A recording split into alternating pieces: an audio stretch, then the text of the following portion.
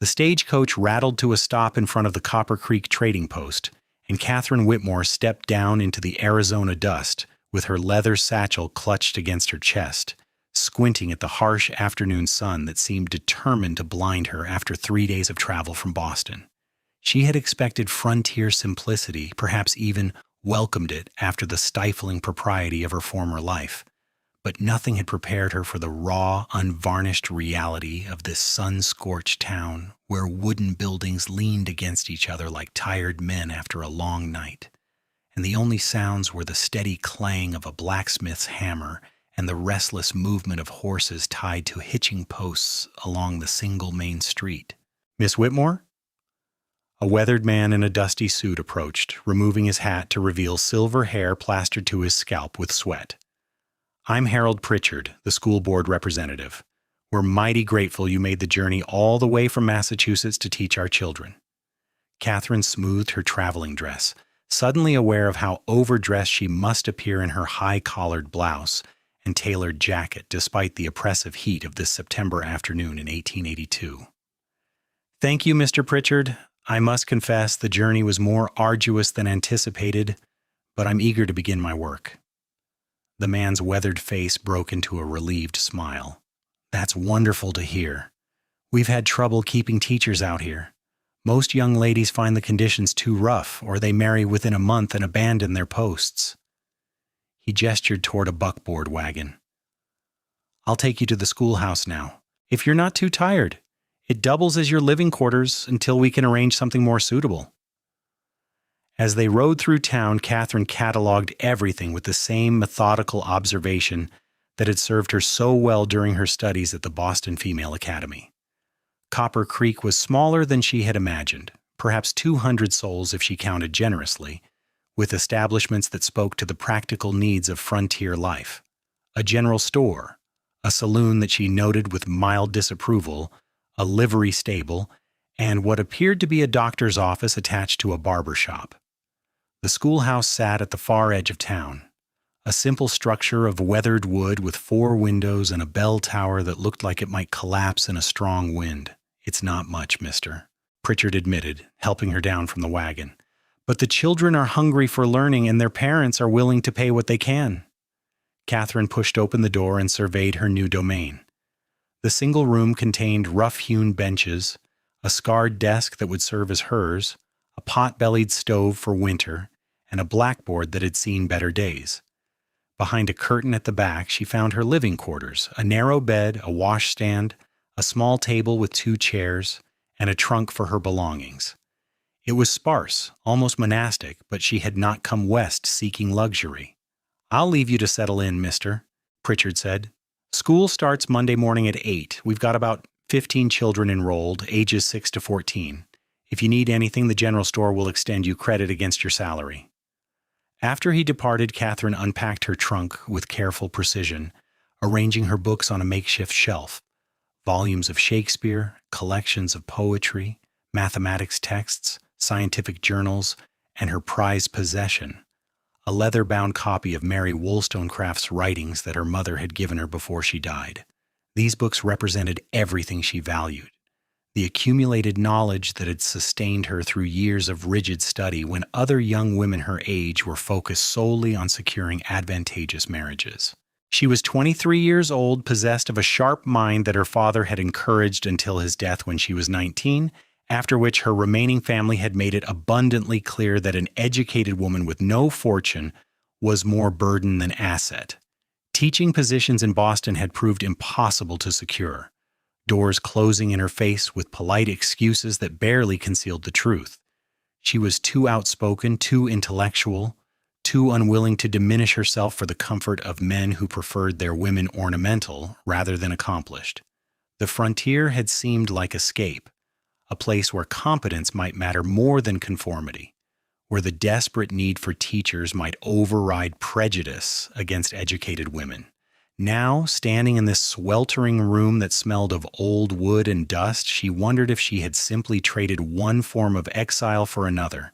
That evening, seeking relief from the oppressive heat trapped inside the schoolhouse, Catherine ventured out to explore the immediate surroundings. The land stretched endlessly in all directions, painted in shades of orange and gold, as the sun descended toward distant mountains that rose like jagged teeth against the darkening sky. She had never seen such vast emptiness, such absence of the contained, managed landscapes she knew from back east. It was simultaneously terrifying and exhilarating, this sense of standing at the edge of something wild and unconquerable. She was so absorbed in watching the sunset that she did not hear the approaching horse until it was nearly upon her. Catherine spun around, startled, and found herself looking up at a man astride a paint horse, his silhouette dark against the blazing sky. "Apologies, ma'am. Didn't mean to frighten you."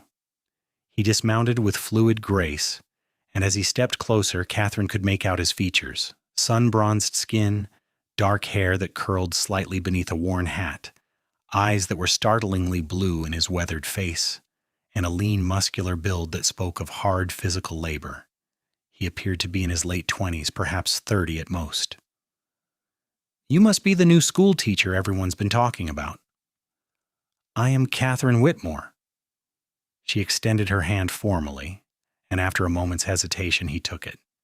His palm was rough with calluses, his grip firm but not crushing. "Lucas Brennan. I run cattle on the land north of here, near the foothills." He released her hand and gestured toward the darkening expanse. "Welcome to Arizona territory, Miss Whitmore. I hope Copper Creek treats you better than it has previous teachers." There was something in his tone, a suggestion of humor mixed with genuine concern, that made Catherine look at him more closely. He stood with the easy confidence of a man comfortable in his own skin, but his eyes held an intelligence that surprised her. She had assumed, perhaps unfairly, that frontier cattlemen would be rough, uneducated men interested only in their herds and their profits. "I intend to make the best of the situation," she said carefully, "though I confess the reality is somewhat different from my expectations." Lucas smiled, and it transformed his face from merely handsome to something that made Catherine's breath catch unexpectedly. "Reality has a way of doing that out here. But you'll find most folks are decent, and they genuinely want their children to have opportunities they never had." He paused, studying her with those unsettling blue eyes. "What brings an educated woman like yourself to a dusty frontier town, if you don't mind my asking?" "Opportunity," Catherine replied, lifting her chin slightly. "Boston offered me nothing but closed doors and condescending smiles.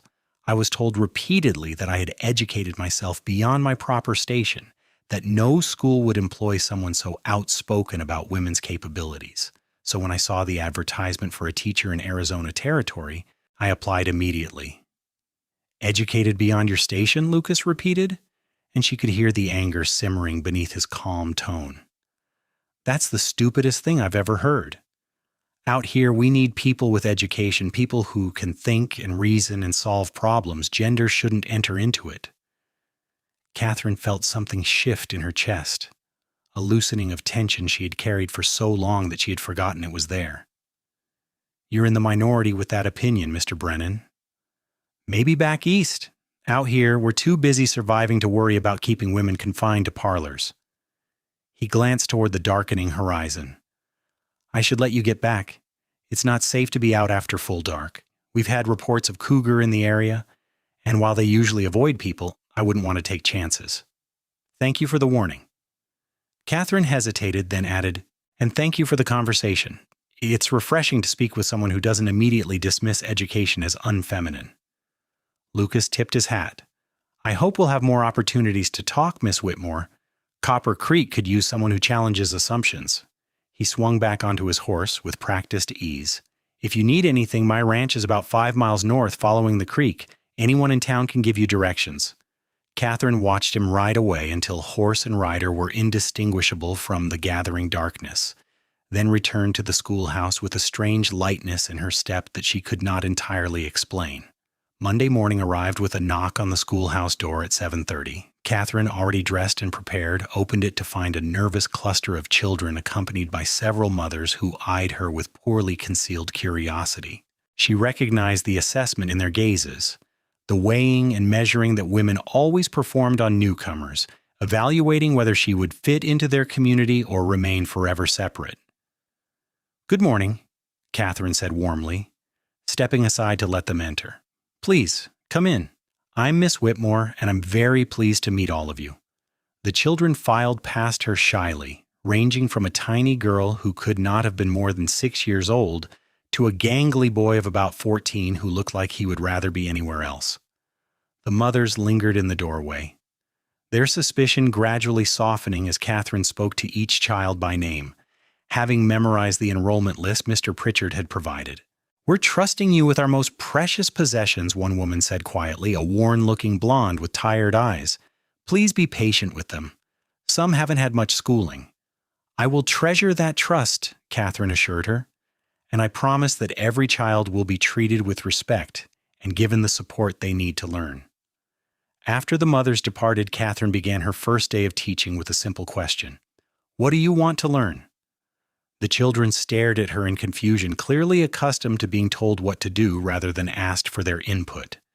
Gradually, tentatively, hands began to rise, and Catherine discovered that these frontier children were hungry for knowledge in ways that would have shamed many of her former peers back in Boston. They wanted to learn reading so they could understand the newspapers that arrived from distant cities. They wanted mathematics so they could help their parents with accounts and measurements. They wanted to know about the wider world beyond Copper Creek, about oceans and forests and great cities they had only heard about in stories. One little girl asked if Miss Whitmore could teach them about stars because her father said educated people knew the names of all the lights in the sky. Catherine felt her heart expand with purpose as she began to teach, adapting her lessons on the fly to meet their needs and abilities. By the time she dismissed them at 3 o'clock, she was exhausted but more fulfilled than she had been in years. This was what education should be. Not rote memorization and rigid rules, but curiosity encouraged and minds open to possibility. She was erasing the blackboard when she heard a horse outside. Through the window, she saw Lucas Brennan dismounting, a package tucked under his arm. Catherine opened the door before he could knock, suddenly aware that her hair had escaped its pins and her dress was covered in chalk dust. "Mr. Brennan, this is unexpected. I hope I'm not intruding." He held out the package. "I was in town picking up supplies and thought you might appreciate these. Mrs. Henderson at the general store mentioned you'd been asking about maps." Catherine unwrapped the brown paper to reveal 3 rolled maps, one of the United States, one of Arizona Territory, and 1 star chart. Her throat tightened with unexpected emotion. "These are wonderful. How much do I owe you?" "Nothing. Consider it a welcome gift." Lucas leaned against the door frame, his eyes scanning the schoolroom with interest. "How was your first day?" "Remarkable." Catherine spread the United States map on her desk, smoothing it carefully. "These children are genuinely eager to learn. They ask questions I never would have dared voice at their age." She looked up at him. "You were right about the frontier. People here seem more concerned with capability than with conformity." "Not everyone are," Lucas cautioned. "You'll find plenty of folks who cling to old ways of thinking, who believe women should be confined to cooking and cleaning and child rearing. But you'll also find people who've learned that survival requires all hands and all minds working together." He paused, his expression becoming more serious. "I heard some talk in town today. A few men saying that hiring a woman teacher was a waste of money, that you'd probably fill the children's heads with nonsense and then run off at the first hardship." Catherine felt her jaw tighten. "I see. And what did you say to that?" "I told them they were fools who wouldn't recognize competence if it bit them on the backside." A hint of smile played at the corners of his mouth. "I may have been slightly more colorful in my phrasing. You didn't need to defend me to them." "I know, but I wanted to." Lucas straightened, his blue eyes holding hers with an intensity that made her pulse quicken. "Catherine, may I call you Catherine? Miss Whitmore feels too formal for how I'd like us to be." "You may," she heard herself say, though propriety screamed that she should maintain proper distance. "And I should call you Lucas, then." "I'd like that." He smiled again, that transformative expression that made her forget her exhaustion. "Would you allow me to call on you, properly, I mean? I know you've only just arrived, and you barely know me, but I'd very much like to spend time in your company." Catherine's practical mind immediately cataloged all the reasons she should refuse. She had come here to teach, not to pursue romance. She knew nothing about this man beyond 2 brief conversations. Allowing a courtship would complicate her position in the community. She had sworn off men after too many disappointments with those who wanted her beauty but resented her brains.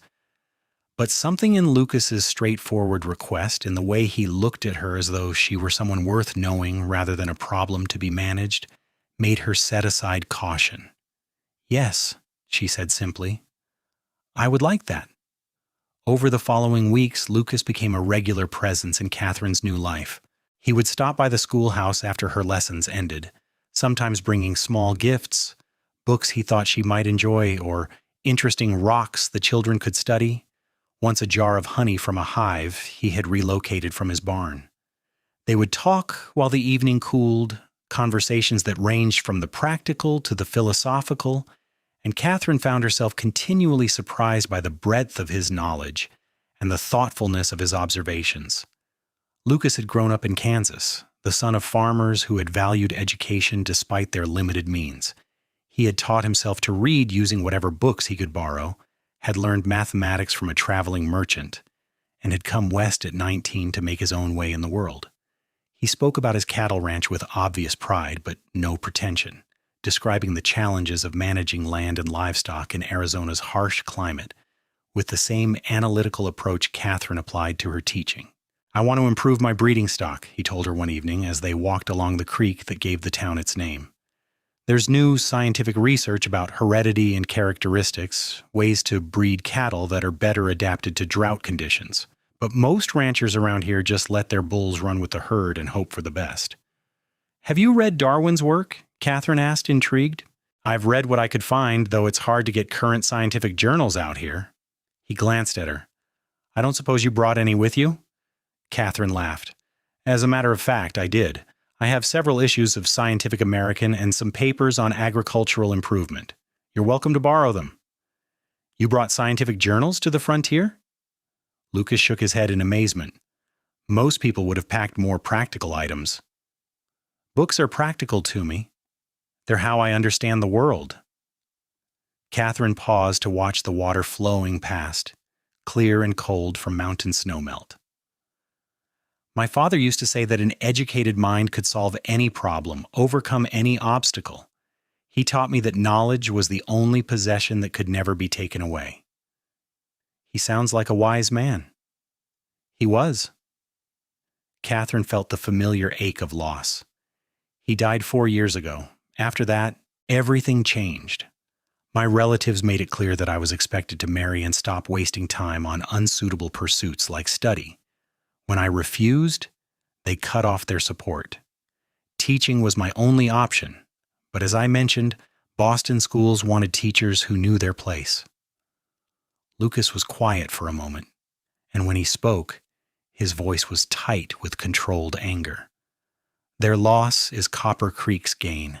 Those children adore you already. I've heard parents talking in town about how much their sons and daughters are learning, how excited they are to go to school each morning. It means everything to hear that." Catherine turned to face him fully, emboldened by the gathering dusk that softened the hard edges of daylight honesty.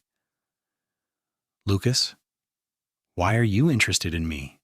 Surely there are other women in the area, women who would make more suitable ranchers' wives, who know how to manage a frontier household and would be content with that life."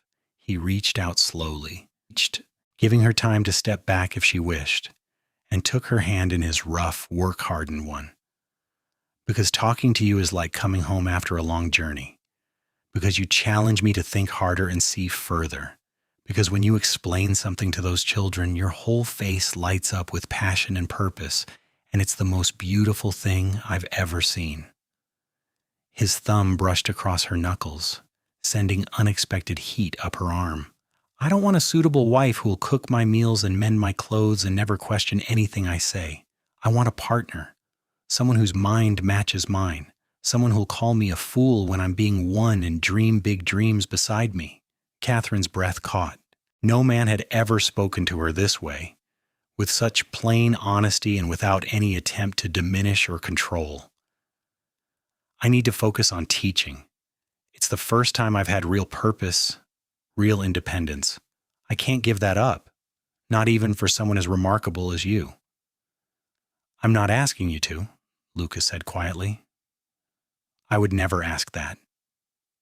Your teaching matters to this town and to those children and to you. I'm just asking if there might be room in your life for me as well. I think there might be, Catherine whispered, and then Lucas was kissing her, gentle at first, then deeper as she responded, her free hand coming up to cup the back of his neck. It was her first real kiss, and it felt like stepping off a cliff into open air, terrifying and exhilarating all at once. When they finally pulled apart, both breathless, Lucas rested his forehead against hers. I'm falling in love with you, Catherine Whitmore.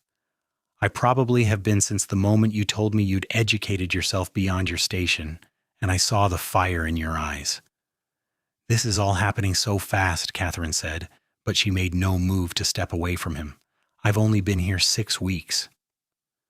Time doesn't change what I feel, but I can be patient. I can court you properly for however long you need. He pressed a soft kiss to her temple. Just don't shut me out because you're afraid of losing your independence. I promise you that's the last thing I want to take from you. As autumn deepened into winter, Catherine's life developed a rhythm that satisfied both her need for purpose and her growing feelings for Lucas. She taught during the days, pouring her energy into expanding her students' horizons, introducing them not just to reading and arithmetic, but to literature, history, natural science, and critical thinking. She encouraged the older students to question and debate, to examine issues from multiple perspectives, and she watched with pride as they began to develop confidence in their own minds. The community's initial wariness gradually transformed into respect as parents saw genuine improvement in their children's abilities. Even the men who had grumbled about wasting money on a woman teacher grew quiet when their daughters began helping with ranch accounts, or their sons started reading aloud from newspapers. In the evenings and on Sundays, Catherine spent time with Lucas. He brought her to his ranch, a surprisingly well-maintained property with a sturdy house he had built himself, extensive corrals, and hundreds of acres of grazing land.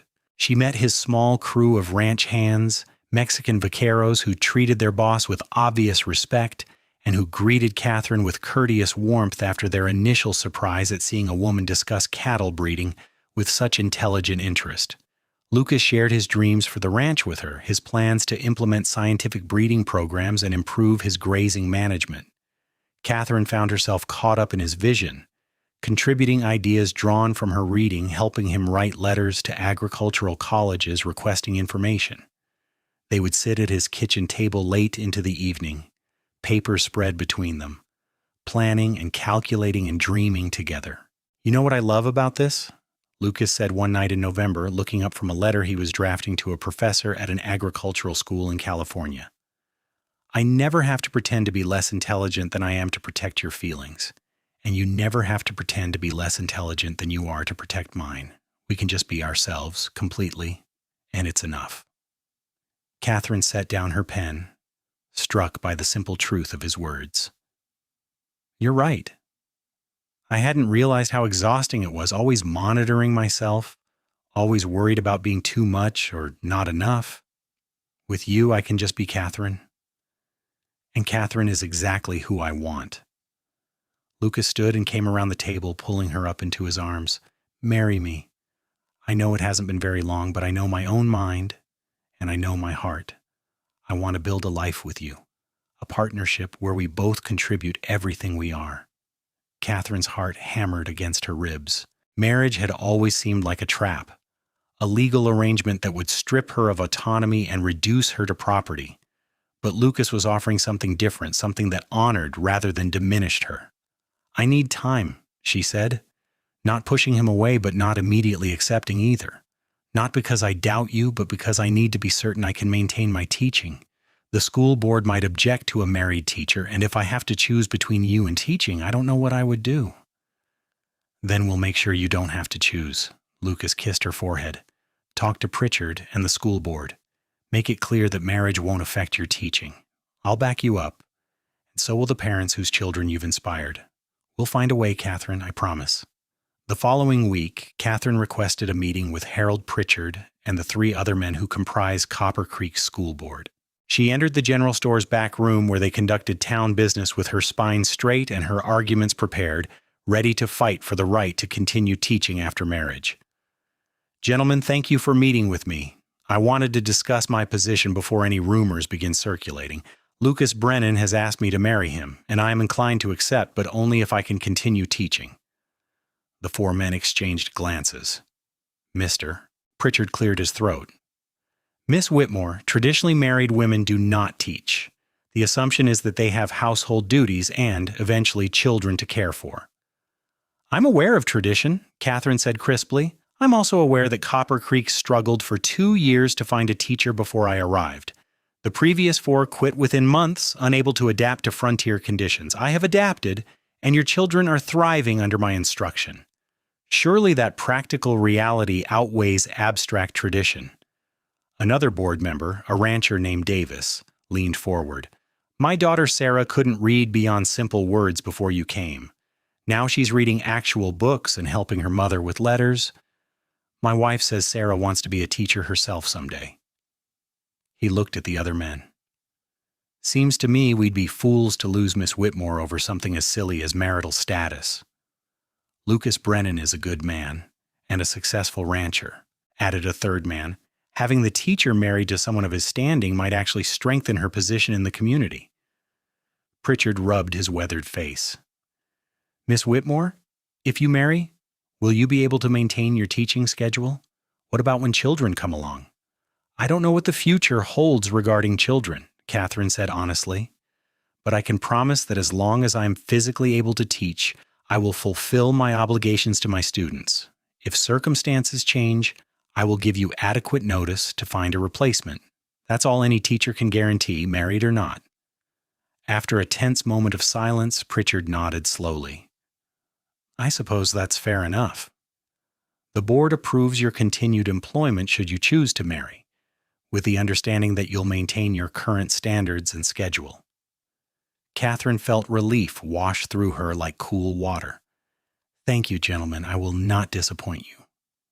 That evening, she rode out to Lucas's ranch, borrowing a gentle mare from the livery stable since she had not yet become comfortable with the spirited horses most people rode in the territory. Lucas met her in the yard, surprise and hope warring in his expression.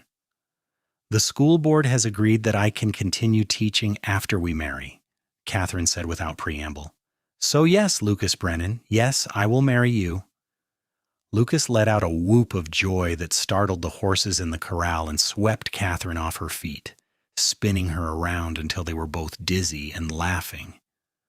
When he set her down, he kissed her with a passion that made her forget the cold December wind, forget everything except the feeling of his arms around her and the fierce joy blazing in her chest. They married on a Saturday in late January of 1883, in a simple ceremony at the small church that served Copper Creek's religious community. Catherine wore a dress of deep blue wool, practical but elegant, that she had sewn herself with help from some of the townswomen who had become her friends. Lucas wore his best suit, his dark hair neatly trimmed, his blue eyes bright with emotion, as Catherine walked toward him down the short aisle. Her students attended, along with what seemed like half the territory, cramming into the small church until people spilled out into the cold sunshine. When the circuit preacher pronounced them husband and wife, and Lucas kissed her, the children cheered, and Catherine felt tears of happiness slip down her cheeks. The community held a celebration at the town hall with food contributed by dozens of families and music provided by a fiddle player and guitarist who had ridden in from a neighboring town. Lucas and Catherine danced together, awkward at first since neither had much experience with formal dancing, but gradually finding a rhythm that worked for them, as they seemed to do with everything. Happy? Lucas murmured against her ear as they swayed to a slower tune. Terrified and ecstatic, Catherine admitted. I never thought marriage could be like this, a choice made freely rather than a trap closing around me. "It's only going to get better," Lucas promised. "We're going to build something remarkable together, Catherine. I can feel it." Married life exceeded Catherine's cautious expectations. She continued teaching, walking the mile from Lucas's ranch to the schoolhouse each morning and returning each evening to a home that felt increasingly like her own. Lucas had cleared out a room for her to use as a study, helping her build bookshelves and install a large desk where she could prepare lessons and pursue her own reading. True to his word, he never asked her to diminish herself or subordinate her interest to his. Instead, he actively sought her opinions on ranch matters, valued her input on business decisions, and encouraged her to expand the school's curriculum in ways that sometimes shocked the more conservative townspeople.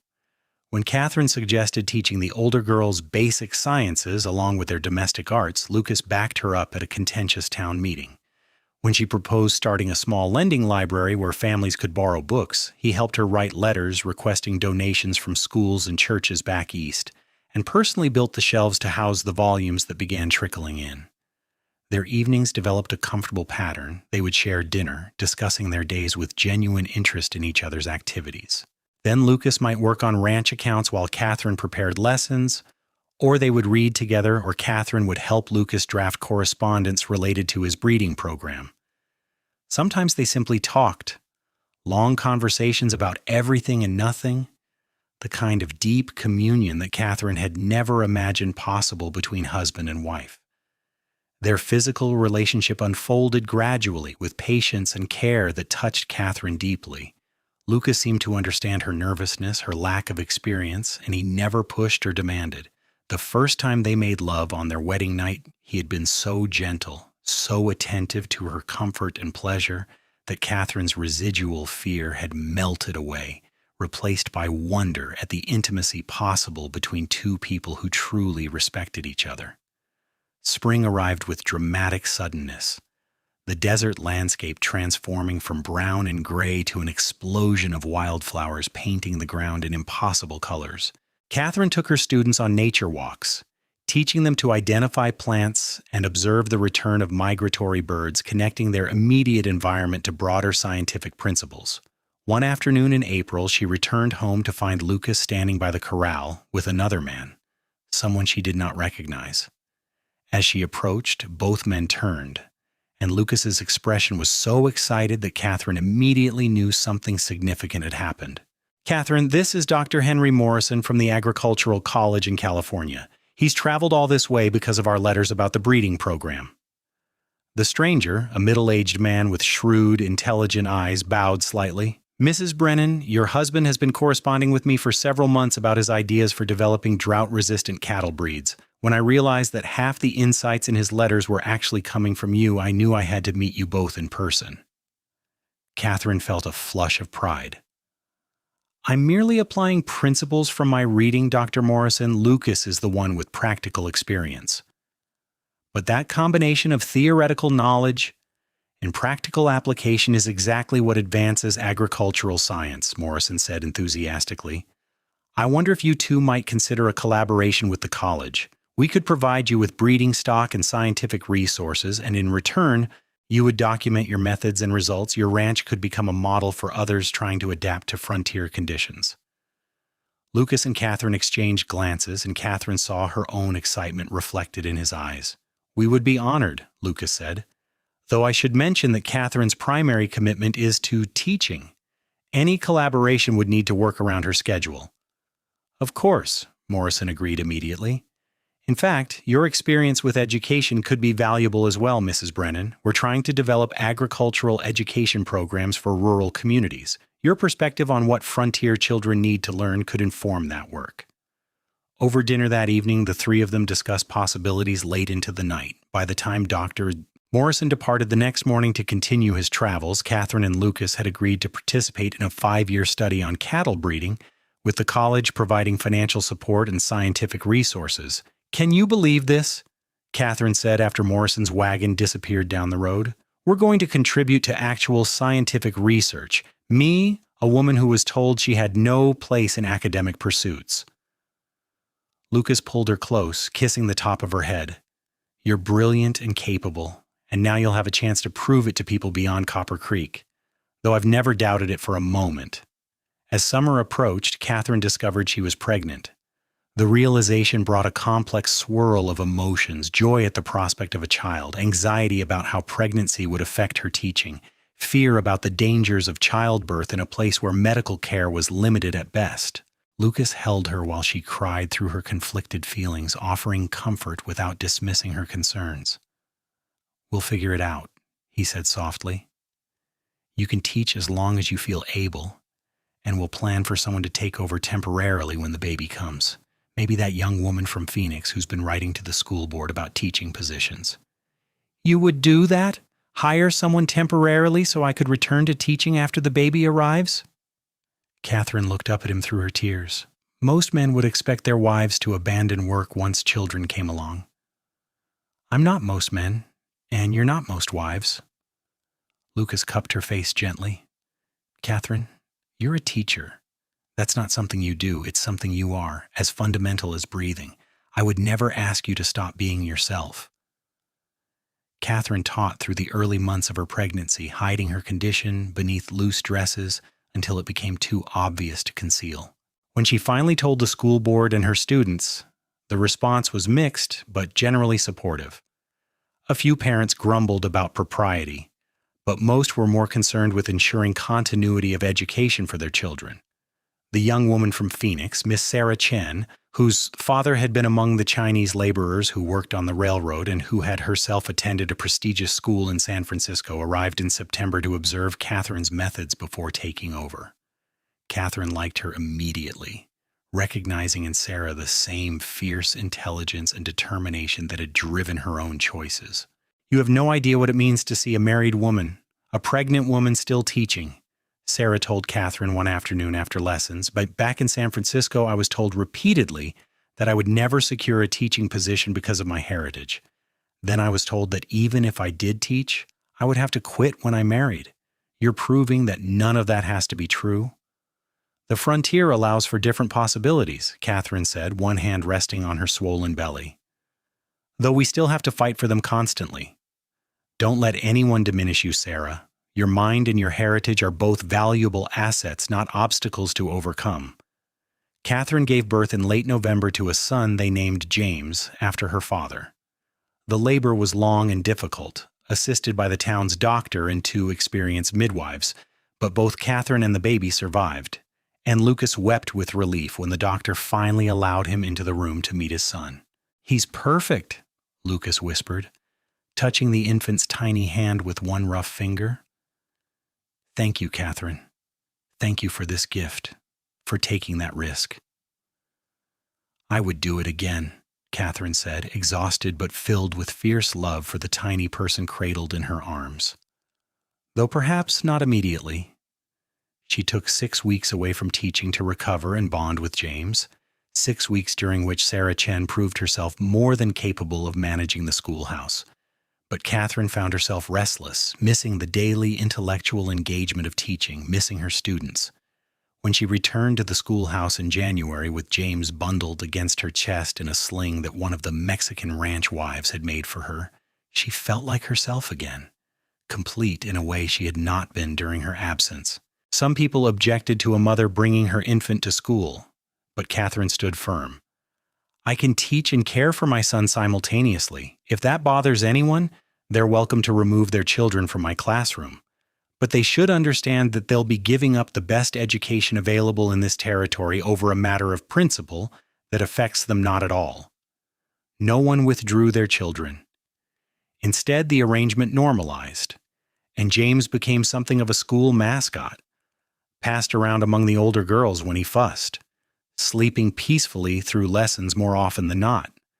Catherine discovered that motherhood, rather than limiting her capabilities, had somehow expanded them, teaching her new depths of patience and multitasking abilities she had never known she possessed.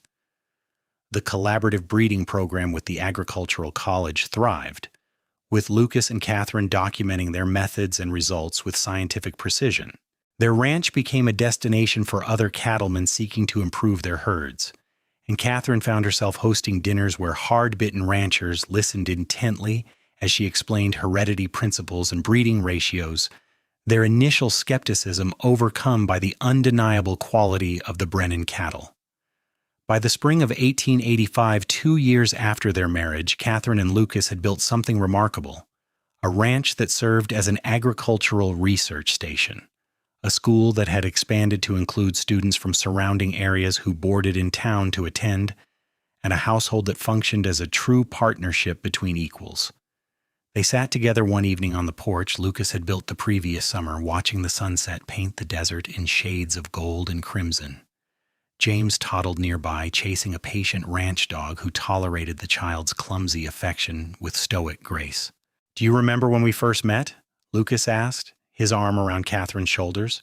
"You were so certain the frontier would be just another place where you didn't fit." "I was wrong," Catherine admitted. "I do fit here. But only because I found you, because we created space for me to be fully myself rather than trying to squeeze into someone else's idea of what a woman should be." "We created space for both of us," Lucas corrected gently. "I'm not the man I would have been without you, Catherine. You've pushed me to think bigger, to see beyond the immediate concerns of ranch management to possibilities I never would have imagined alone." Catherine turned to kiss him, slow and sweet. The kiss of two people who knew each other thoroughly and loved what they knew.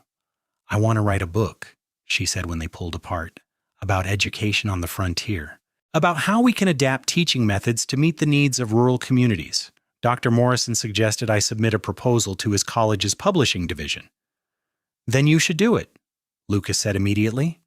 "You have valuable insights that could help other teachers and other communities. When will you find time to write?" "Early mornings before James wakes, late evenings after he's asleep. I'll make time, the way I always have." Catherine smiled. "Though I may need your help, both with James and with the actual writing. You're better at organizing thoughts into logical progressions than I am." "We'll work on it together like we do everything else." Lucas pulled her closer. "Partners in all things, remember?" Over the next year, Catherine wrote her book in stolen moments between teaching, motherhood, and ranch collaboration.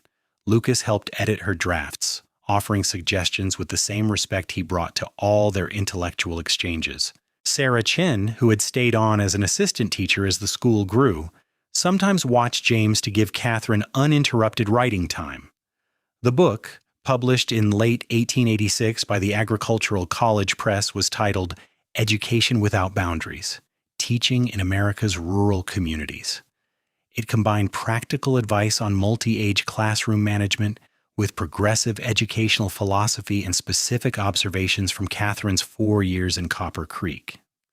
The initial printing was small, aimed primarily at teachers and school administrators in Western territories, but it sold surprisingly well and generated correspondence from educators across the country. Catherine received letters from teachers in similar situations, women and men struggling to provide quality education with limited resources, thanking her for validating their experiences and offering practical solutions. She responded to each letter personally, and gradually a network of rural educators formed, exchanging ideas and supporting each other across vast distances.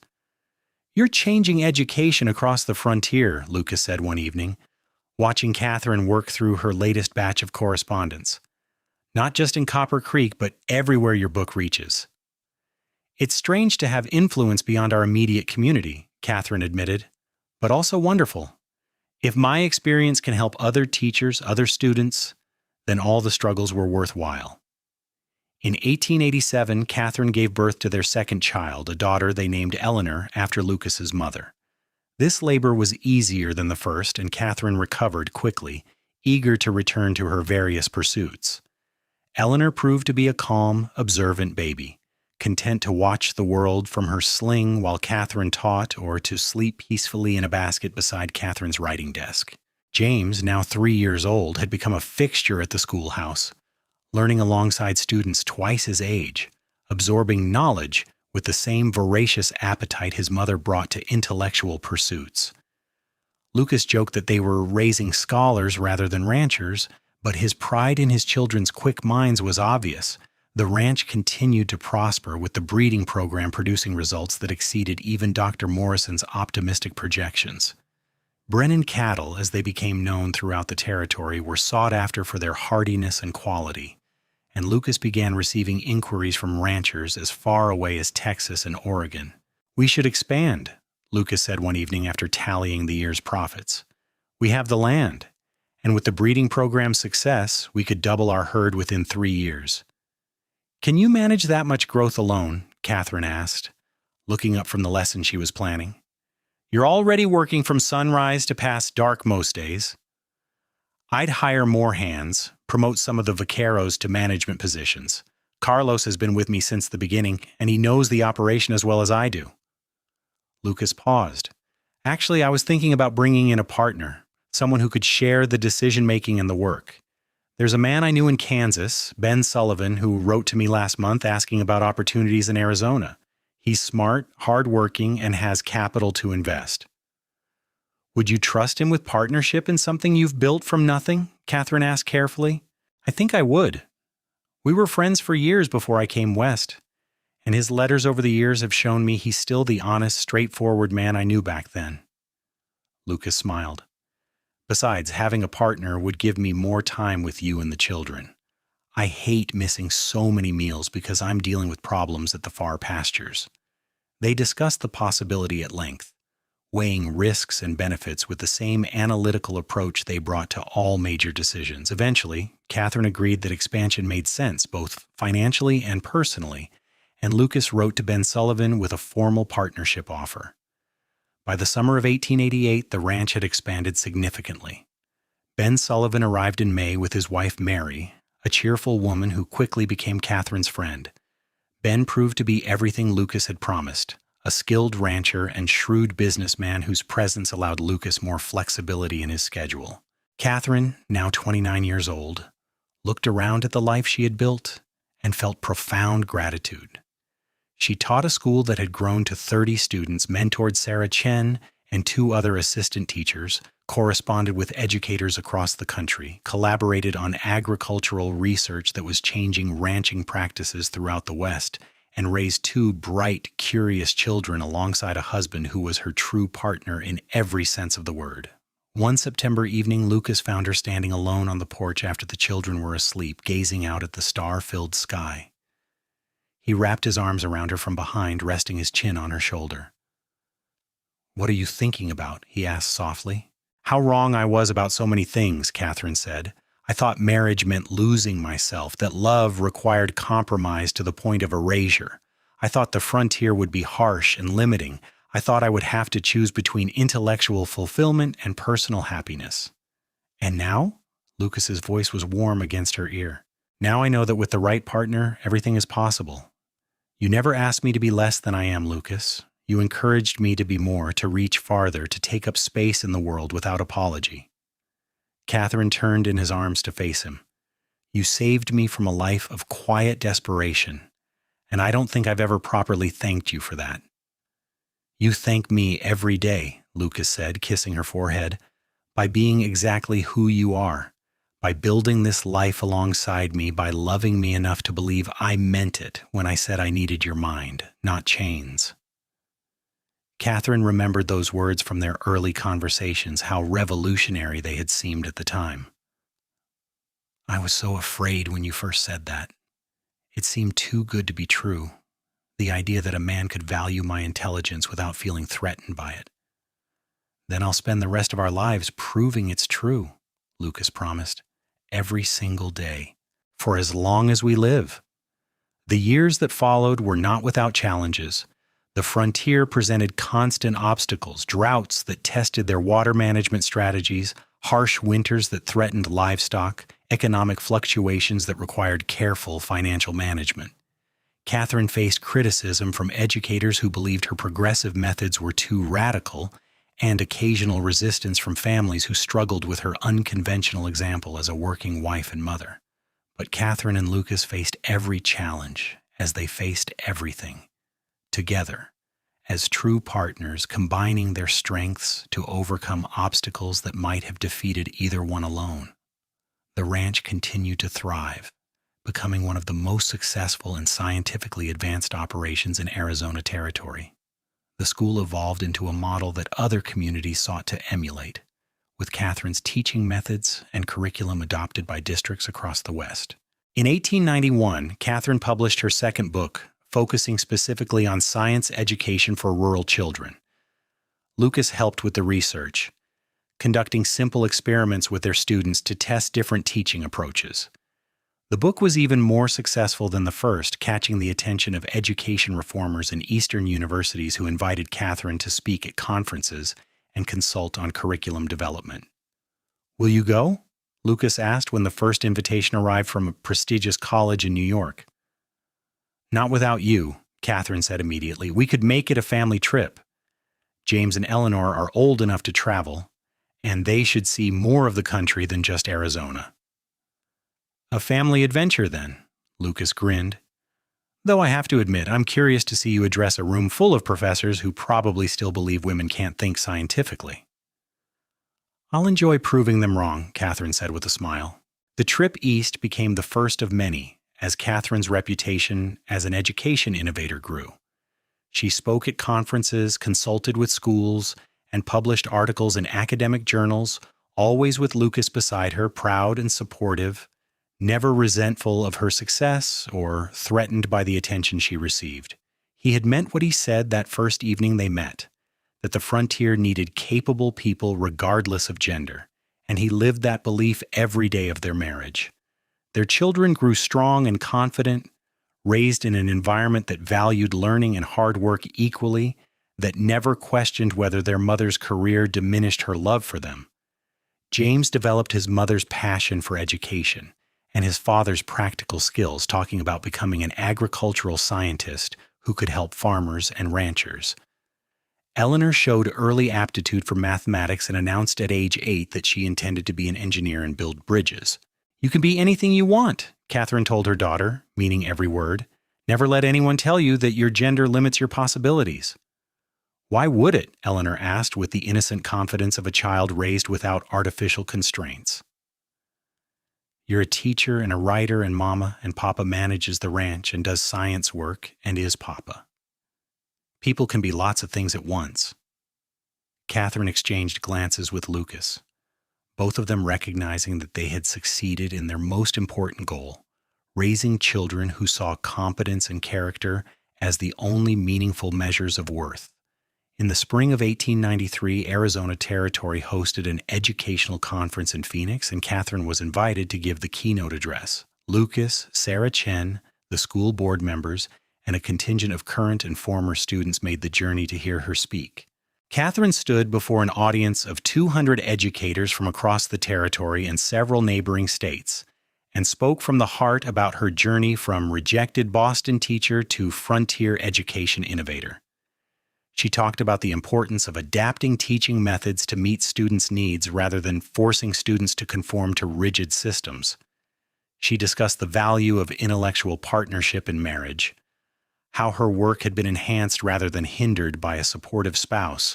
"I came to Arizona believing I was too educated for frontier life," Catherine said near the end of her speech, her eyes finding Lucas in the audience. "Someone very wise told me that the frontier needed minds, not chains, that capability mattered more than conformity. He was right. Out here we have the opportunity to build new models of education, new types of partnerships, new ways of living that honor every person's full potential. Don't waste that opportunity by clinging to Eastern prejudices about who can teach, who can learn, and what limits we should accept." The applause was thunderous, and afterward, dozens of teachers approached to thank her, to share their own stories of struggle and triumph in frontier communities. Catherine spoke with each one, offering encouragement and practical advice, building connections that would support rural education for years to come. That evening, back in their hotel room after the children were asleep, Lucas held Catherine close and whispered, "I'm so proud of you, of everything you've accomplished, everyone you've inspired. You've changed this territory, Catherine. You've proven that intelligence and determination can overcome any barrier." "We've changed it," Catherine corrected. "None of this would have been possible without you, without your unwavering support and partnership. You gave me the space to grow, Lucas. You never tried to contain me or control me. You just loved me and believed in me, and that made all the difference. Loving you has been the easiest thing I've ever done, Lucas said softly. Believing in you was even easier. You're remarkable, Catherine Brennan, and I count myself blessed every single day that you said yes when I asked you to marry me. By the turn of the century, Catherine and Lucas had been married for 17 years. Their children were growing into capable young adults who shared their parents' values and intellectual curiosity. The ranch had evolved into a research station that hosted visitors from around the world seeking to learn about drought-resistant breeding and sustainable range management. The school had expanded yet again, now serving over 60 students with a staff of 6 teachers, all trained in Catherine's methods. Catherine herself, at 41 years old, had published 4 books and countless articles, served on education policy committees at the territorial level, and received an honorary doctorate from the agricultural college that had first supported their breeding research. Lucas, at 45, had built one of the most respected ranching operations in the Southwest while remaining Catherine's most devoted supporter and closest intellectual companion. They sat together one evening on the same porch where they had shared so many conversations over the years, watching the sunset paint the desert in familiar gold and crimson. Their hands were intertwined, fingers laced together with the comfort of long intimacy. "Do you ever regret it?" Lucas asked quietly. "Giving up the possibility of an academic career back east to stay here and teach frontier children?" "Never," Catherine said without hesitation. "Here, I've had freedom to innovate and experiment that I never would have had in a traditional school system. Here I found you, and we built something extraordinary together. I wouldn't trade this life for anything." "Not even if someone offered you a prestigious university position?" Lucas pressed gently. Catherine turned to look at him, seeing the fine lines around his eyes that years of desert sun had etched, the silver threading through his dark hair, the beloved face that had been her constant for nearly 2 decades. "Especially not for that. Lucas, my work matters because it helps real children in real communities, but you matter more. What we have together, this partnership that has sustained and challenged and fulfilled both of us, that's irreplaceable." "I love you," Lucas said, simple and direct as always. "I loved you when you were a stubborn young teacher determined to prove herself. I love you now as an accomplished educator and writer. I'll love you when we're both old and gray, sitting on this porch watching our grandchildren play in the yard." "Grandchildren?" Catherine laughed. "James is only 14 and Eleanor 12. We have a few years before that becomes reality." "Maybe so. But I'm looking forward to every one of those years and all the years beyond." Lucas pulled her closer. "Growing old with you will be an adventure, Catherine. The greatest adventure of my life." In the years that followed, that prediction proved accurate. James attended the agricultural college, studying the scientific principles his parents had helped develop, and returned to expand the ranch's research program. Eleanor defied expectations by gaining admission to an engineering program in California, one of the first women in the state to pursue that field. Both children married partners who valued their intelligence and independence, perpetuating the model of true partnership they had witnessed in their parents' relationship. Catherine continued teaching into her 50s, finally retiring when her energy began to flag, but immediately transitioning into consulting and writing work that kept her engaged with education reform. Lucas remained active in ranching until his 60s, then gradually handed over daily operations to James and his capable partner, while staying involved in the research aspects he loved. They traveled together, visiting the children and grandchildren who eventually arrived, attending conferences where Catherine spoke and Lucas supported, exploring parts of the country neither had seen in their younger years. But they always returned to Arizona, to the ranch and the town where they had built their life, where their story had unfolded in ways neither could have imagined during that first meeting beside the schoolhouse. On their 40th wedding anniversary in 1923, the town of Copper Creek held a celebration in their honor, recognizing the profound impact both had made on the community. Former students, now adults with children of their own, shared stories about how Miss Whitmore's teaching had changed their lives. Ranchers credited Lucas's innovations with saving their livelihoods during difficult times. The crowd gathered to toast Catherine, and Lucas included people whose lives had intersected with theirs in countless ways over 4 decades. Catherine stood beside Lucas, his arm around her waist, and looked out at the assembled crowd. She was 64 years old, her auburn hair now silver, her face lined with the marks of a life fully lived. Lucas was 68, still strong and upright, his blue eyes as sharp and loving as they had been when she first met him all those years ago. "Thank you all for this wonderful celebration," Catherine said when called upon to speak. "Lucas and I came to Copper Creek as individuals seeking our own paths. We found each other, and together we found purpose and joy beyond anything we could have discovered alone. The life we built here, the work we've done, the family we've raised, all of it has been possible because we believed in partnership over possession, in mutual respect over traditional roles, in the revolutionary idea that love should expand rather than constrain." She paused, her voice growing thick with emotion. 40 years ago, I stood in front of the schoolhouse, newly arrived from Boston, convinced I was too educated to ever fit in this frontier town. Lucas told me that he needed my mind, not chains.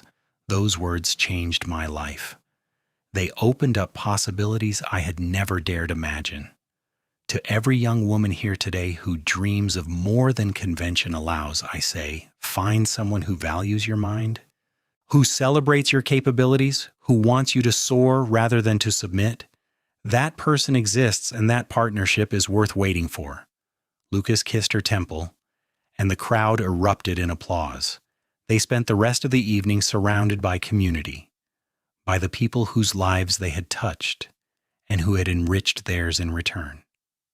That night, alone in their bedroom in the ranch house that had been their home for 40 years, Catherine and Lucas held each other close, two people who had chosen each other against all conventional wisdom and had built a life that validated that choice every single day.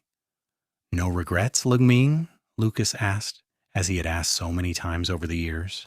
"Only that I wasted so much time before coming here, before finding you," Catherine said. "But I suppose those struggles made me ready to recognize what we could be together." "We were lucky," Lucas said softly, "to find each other, to live when and where we did, to have the courage to break from tradition and create something new."